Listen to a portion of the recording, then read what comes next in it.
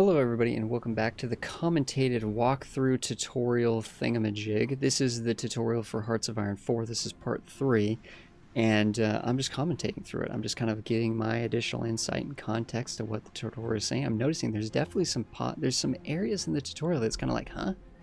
Like, where do we check on that? How do we see that? Like, what are they talking about? Where do we click? So we are kind of like, I am sort of barely being able to have enough knowledge of this game to remember kind of how to do those things. So we are at war right now with Ethiopia as per the instructions of the tutorial. Right now these guys should be here. What's going on here?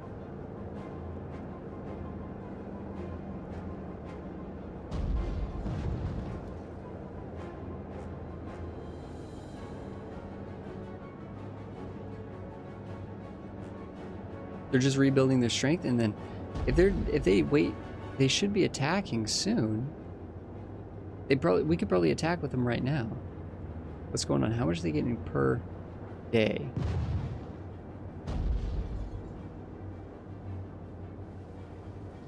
I'm not even sure what the tick. We just went through another day.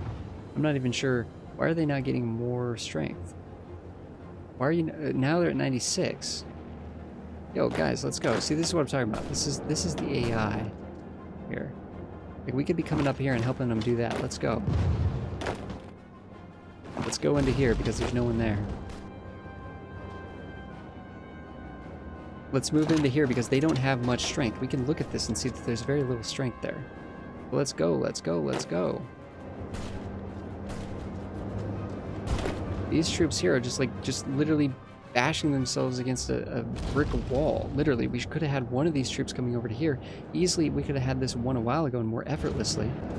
See, now we can come into here, actually, from, like, this angle, and actually surround these troops, potentially. Except for this is actually going to get concluded too quickly. We actually kind of would like one troop to come into here and kind of defend. But for the most part, we're kind of... The AI is going to do AI things. We are currently winning. Yep. Gotcha. The AI should be doing AI things. We're kind of doing some manual control of the AI. See, some of these troops, if any of these troops have strong... Okay, that's an AI motion right there.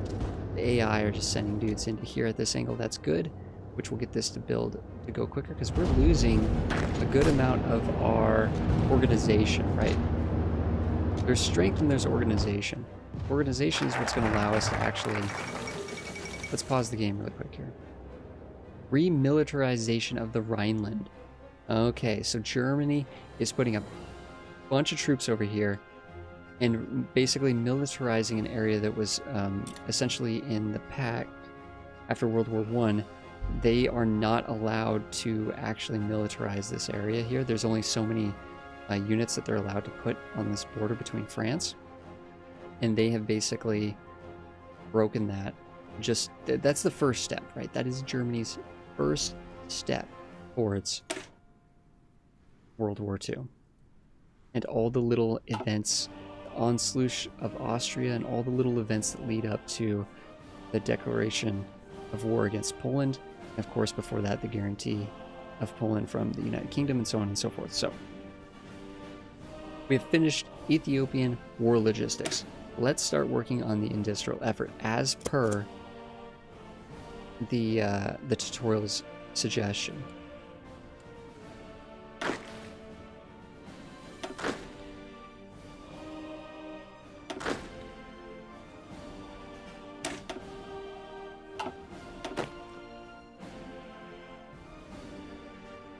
I have no idea what this is telling us, honestly. I can't visualize where... Oh, this troop is here. Why are you considered unassigned? Oh, these are all unassigned. It's just telling us that we don't have these in like fancy little groups, you know. Now it's going to say they don't have battle plans, you know, so on and so forth, right? Like, we don't need this. That's what it was tilting me, not knowing what this was all about. Unassigned divisions. It's fine. It's fine. Things are progressing here pretty well. We're finally going to lose this, but if we win this, then we should be able to sort of pincer on them, and we're winning these two as well. So we're tying up these troops so they're not retreating back to the capital. But once we get the capital, we should actually win here. Let's keep this going. We have the new national focus going, the next one. This one's going to give us more civilian factories, which is a big deal. Why are you attacking into there, exactly? When we could all be ganging up on this area here. Why are you not attacking? Let's go. Let's go, people.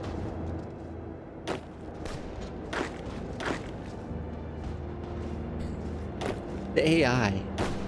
The AI in this game. Take one of these troops, go to there. Why are we not attacking from all sides? You know what I mean? Makes it infinitely easier to take these. We don't need to hammer all of our troops into this area if we can just get around them and attack them from multiple sides. I mean, it's good having a lot of troops here, but I don't know, that's just so unnecessary. 2 against 1 front into the mountains with no specialized infantry. I don't know. It's kind of tilting. It's kind of tilting, honestly. Let's go there and help them out.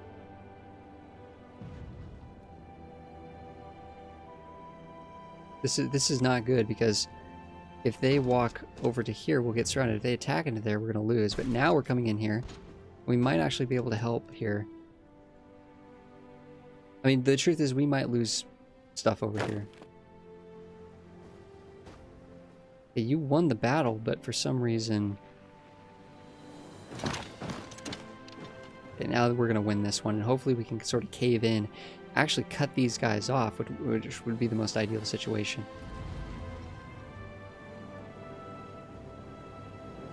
So we don't have to be doing this manual control. Like, the AI will win by itself, just because we're Italy and they're Ethiopia. But again, like, you can see that there is room for us to kind of come in here, grab some of these divisions, and do some things that are a little bit more optimal. Like, why haven't we moved into this province here, which is also going to be a river, right? This is a highly defensible area. This is a mountain across a river.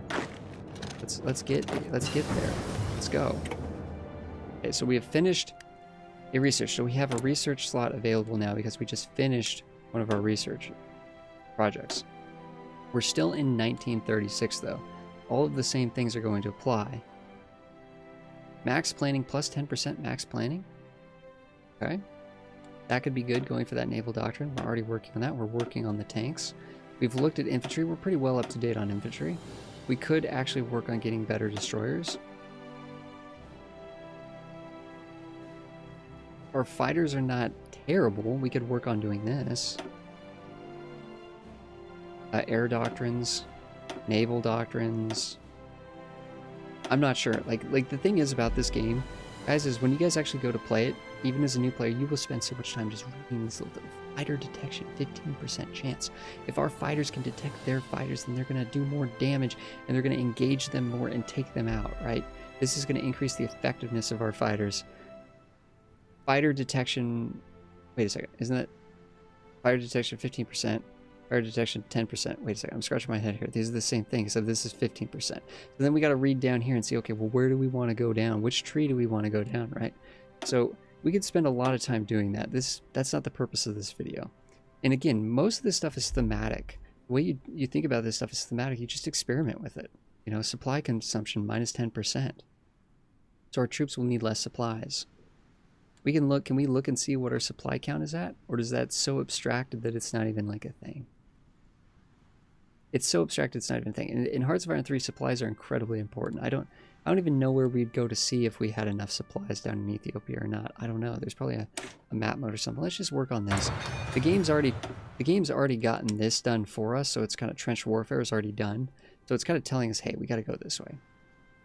We don't have to. I think we can actually, I want to say we can actually deselect and go down these. I'm not sure. I don't think Italy's forced to do that, but maybe I'm wrong. Maybe I'm wrong. It seems weird that Italy would be forced to do anything.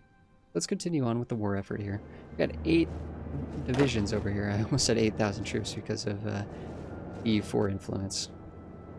Why are we sending like so many divisions over here when we could just send them here because we've taken this province? We don't need this. Is this even border? Are you kidding? Is that a border right there? Maybe it is. I don't know. Does it actually tell us somewhere what this borders? I'm curious of the actual province. I'm looking at the province. Can I even click on the province? Does it care? Hills. Very hot. Click to drop a nuclear bomb. Okay. I guess so. I guess that's a connection there. It's kind of a weird one, but that is indeed a connection. Okay, we're losing a battle here. Why? Why are we attacking into something we're losing? Why are these troops shifting over when they could just be sitting here and attacking? Okay, I see what they're doing, kind of. They're trying to go for this round. Why are we attacking here, though, anyways? Okay, what's going on here? Are we winning or losing this? That's what we need to do here. You need to come up here and actually defend that province, which is going to be very, very tricky, I understand. But we're hoping that some of these troops might actually back off as we push deeper and deeper into the... Get over here and attack. Get over here and attack that way, please. Again, we're just... The AI is just ham-fisting our troops in here in the most ridiculous of ways. Now we should actually be winning this. And we are. But it's going to be close. And we're also going to get ganged up here, but that's fine. All that matters now is we get the capital. No, don't attack over there. Go to here. Go to there first. Because we don't need this many troops coming over here. You guys can just come to here, it's fine.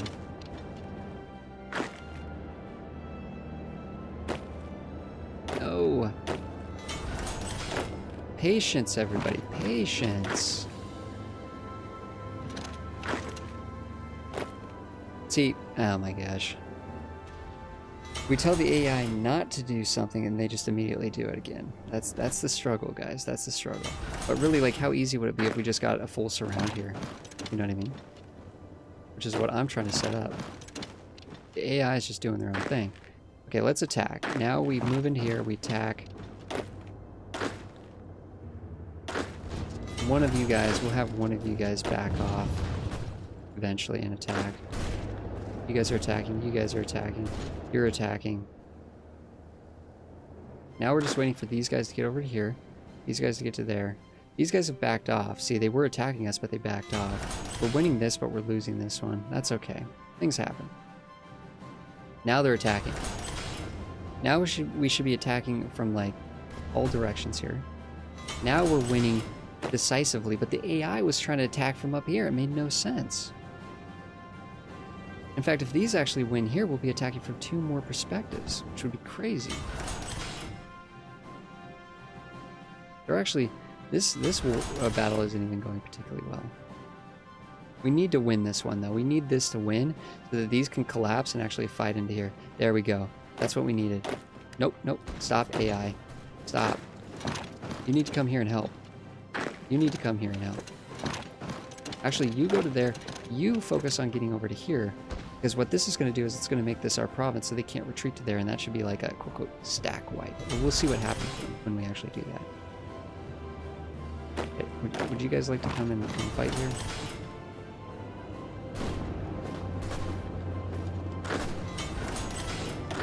Or are you guys going up there? What's the point of that?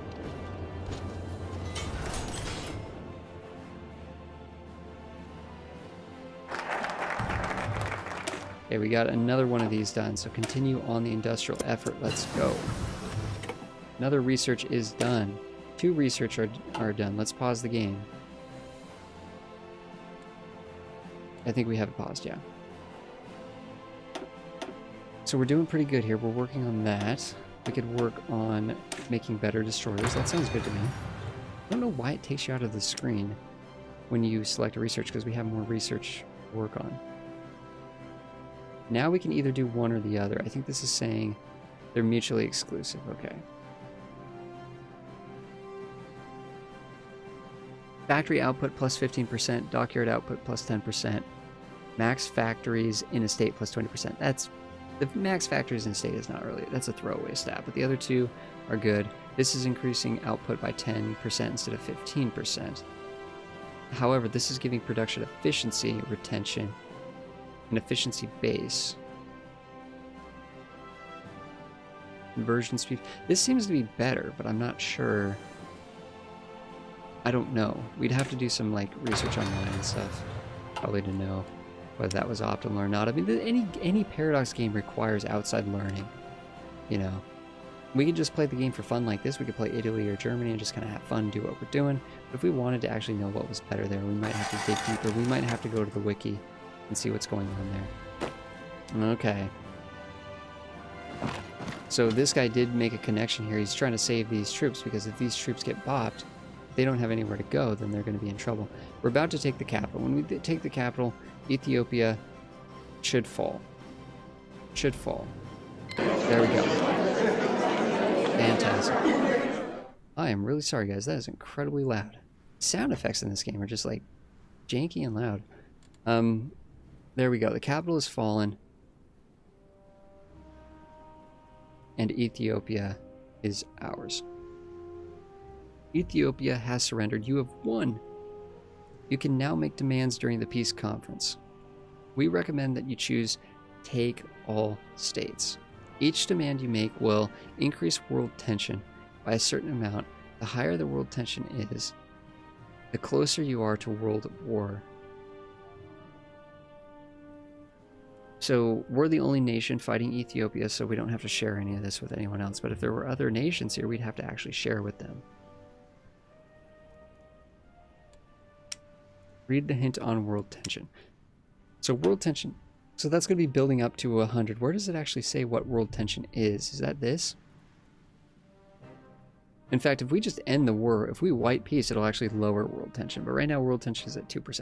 If this goes to 100%, then I believe this is sort of the moment that Germany is able to attack Poland, basically. World tension needs to go to 100%. And world tension builds up with, you know, world tension is going to, when the civil war in Spain breaks out, if we annex Albania, if Germany takes Austria and then attacks Czechoslovakia, that's going to madly be boosting the world tension. So world tension is going on all the time because there's a lot of events that go up to World War II. And the Winter War, when the Soviets declare on Finland, I think in 1930, was it 38? Was it 1 year before World War II? Anyways, the Winter War, of course, is going to build a lot of world tension. There's other events going on. Japan is wheeling and dealing in Manchu, and they're also doing some nonsense in China.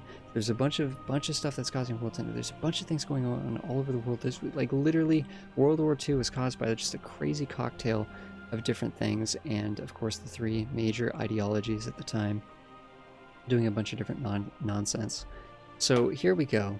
World tension, and we could read what I just said here, is a measure of how heated the game has become. Certain countries may have certain diplomatic actions locked behind world tension, like Germany probably. Generally speaking, Axis powers want the world tension to stay low to prevent... Oh no, okay, actually that's wrong, I'm sorry.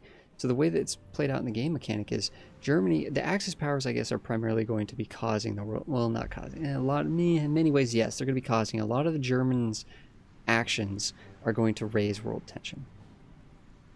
The Allies are not able to join sides and create alliances and form the actual, you know, the Allies exist. Mostly it's just the UK, France, the Commonwealth, Iraq, yeah, basically that's it. But in order to get like Belgium and Netherlands to join, things like that, the world tension would probably need to be high enough. For the UK to actually declare the guarantee the independence of Poland, the world tension probably has to be high enough as well. So the Axis powers want it to stay low. Democratic countries essentially want it to stay high.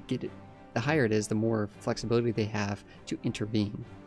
And of course, the United States probably needs a very, very, very, very high world tension to do anything.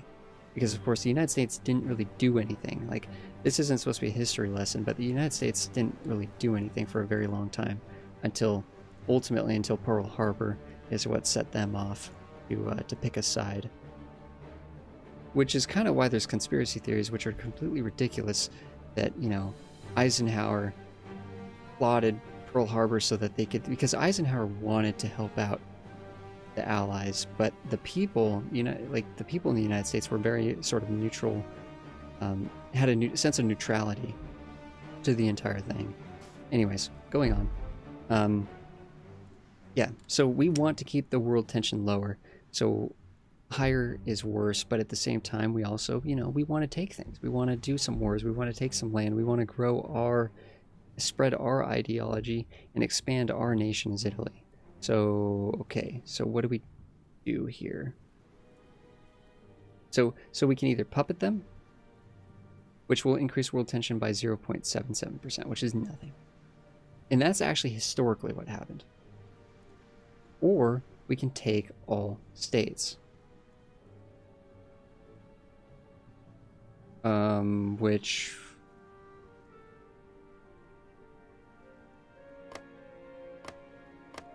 is just one state, it looks like. Where is it saying how much? Why? It says how much it'll raise. Oh no, we have to go over here. I'm sorry.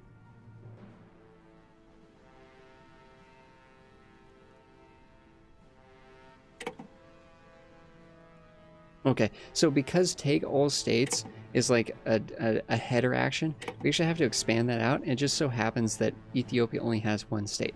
World tension will increase by 0.77. So we can either puppet them, or we can increase, or we can just take it for ourselves. So in this case, the game suggests we just take it for ourselves. Sure, let's take it for ourselves. We're gonna get a little bit more rubber from this, actually. That's kind of cool. So let's just take it for ourselves, because I don't know what Ethiopia as a puppet nation is going to be doing. But historically, it was just a puppet. Okay, minimize. This is kind of actually covering up the reset button. So we're done. Or we could hit pass. Well, it doesn't make sense to pass if we're the only one in the we're the only one in the war.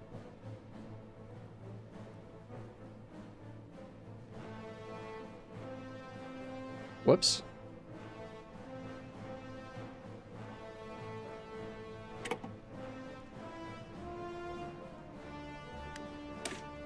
Wait a second, wait a second, wait a second. We don't have an autosave set up?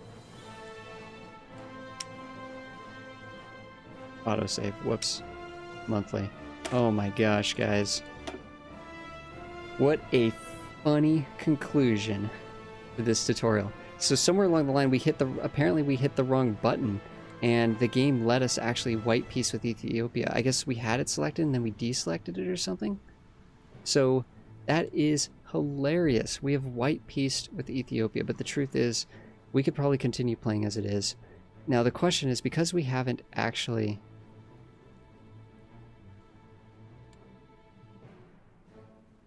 I guess we can continue the tutorial. Cool. 4 divisions are standing at the port. Okay, so let's continue the tutorial, guys. Let's just send everybody back home. We've white peaced. I can't believe that. We didn't actually take Ethiopia. Oh no. We've white peaced with them. That's so funny. Let's get the divisions at the port, because this is what it's telling us. So now that Ethiopia is defeated, you do not need to have so many divisions there. So yeah, we could take a lot of these home. We'll leave some. Hypothetically, we'd be leaving some for the rebellion, maybe, and you know, we'd want some here, because when World War II breaks out, we know that we're going to be fighting England, or, you know, the United Kingdoms. If we have troops here, we can actually make a push for these naval bases. We can actually push up to Egypt and to Alexandria and to the Suez Canal, which is an incredibly strategic position, right? We can actually use this as a foothold in Africa to push against the Allies and to win in Africa. Of course, we have Liberia here as well, which we could actually put more troops here again to try to make a push into Alexandria and so on and so forth, right? Or we could even push into, you know, Iraq for the oil. We could push into Saudi Arabia and all these other little areas here, which a lot of these are part of the Allies at the start of the game.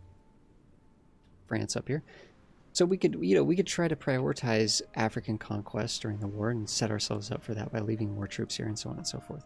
So this is, you have completed the guided part of the tutorial. You can now continue playing as Italy if you wish. Read the frequently asked questions or the Italian playthrough if you find yourself having difficulties. Let's pause the game here for a second. Wait a second. We put troops here. I don't remember actually telling them to go home. Somehow I think they went home.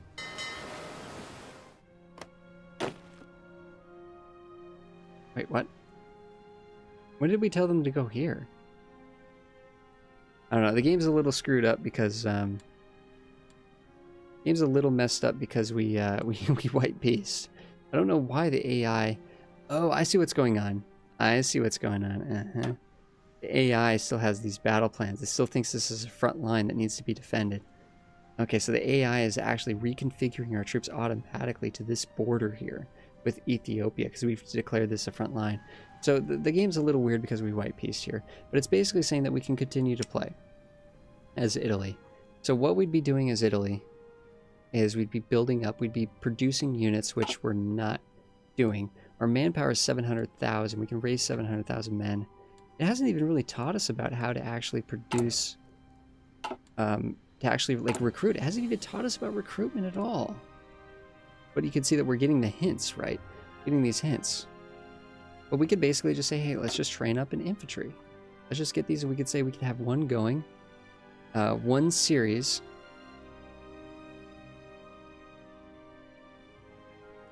And we could have it going sort of unlimitedly. So we can either be building a certain amount, a certain number of these in series, or we could be building them in parallel, right? So we could add more if we want to do this in parallel. How do we change this? That'll add another. So we have two going in parallel. Then how do we customize this?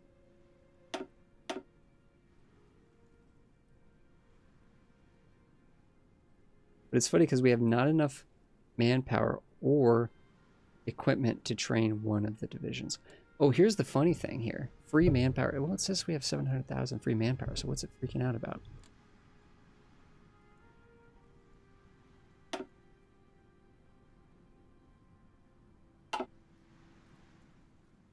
We can actually add units here.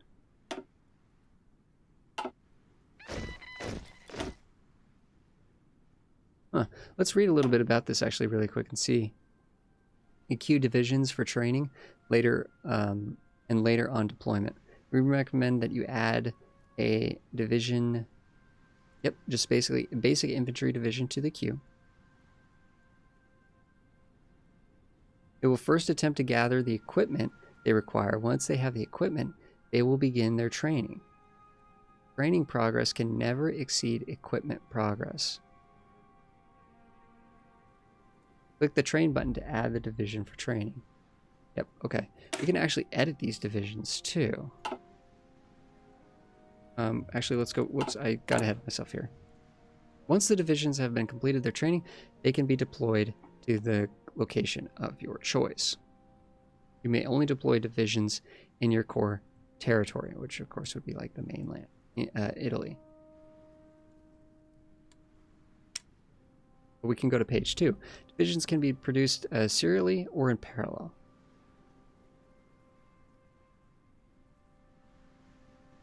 Trained in parallel will gain equipment at the same rate and will be finished roughly at the same time.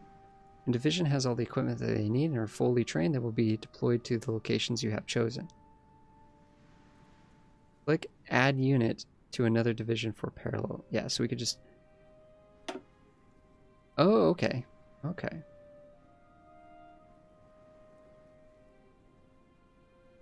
So this is actually going to be working in parallel then. Okay. If the tides of war have turned against you, it may be viable to deploy your divisions before they have all their equipment and training. This should be avoided when you can. Okay, so it looks like they're going to be getting trained and they're going to be getting equipment, right? And we can deploy them once they have, like, they don't need full equipment and full training. That's what it's saying. We can kind of rush deploy them, but it's going to be best if we wait. It'll be best if we wait there. So we have two going in parallel here, but we don't really need to do that. Does it actually remind us that this will be in parallel? Yes, this will be produced in parallel.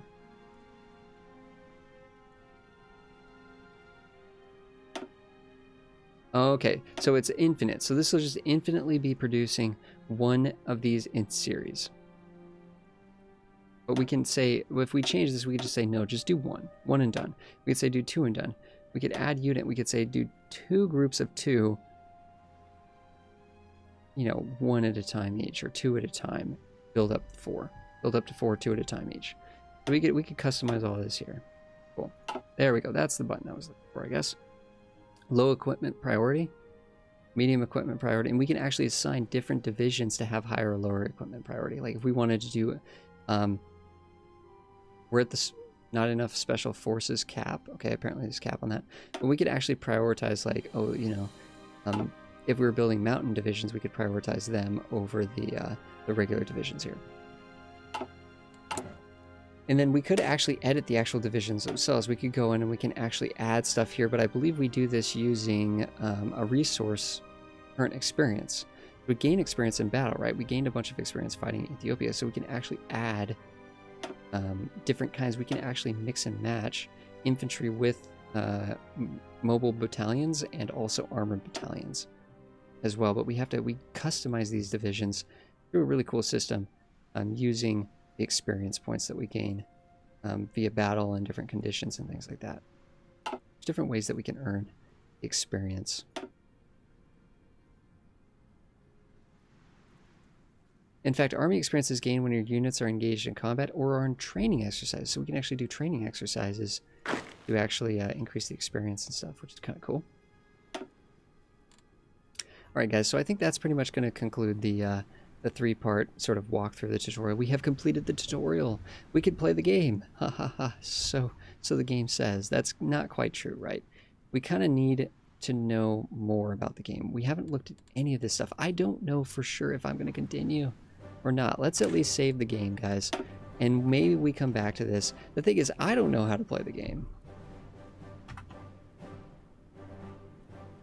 Italy tutorial completed. But again, there's so much that we haven't even looked at any of these tabs up here, which is crazy to me. We haven't looked at any of these numbers up here. I mean, I'm trying to imagine, like, that tutorial was actually terrible. I'm trying to imagine someone like Slayer getting the game and trying to learn the game from just that tutorial. Holy cow. Holy cow. All right, so hopefully this helped give a little bit of context, guys. I guess this will end up being about 1.5 hours. But then from there, you kind of have to actually go in and actually look at tutorials about research, look at tutorials about diplomacy, look at tutorials about trade, construction. Really, you could almost do a tutorial on every single one of these things. And heck, maybe we need to. I don't know. I don't know if there's any interest for that at all here. But thank you so much, everybody. I will see you guys in the next one. And I don't know if we're going to do more Hearts of Iron 4 content. But hopefully this helps you out, Slayer, as the person that wanted to see this. So thank you so much, everybody. I will see you guys in the next one.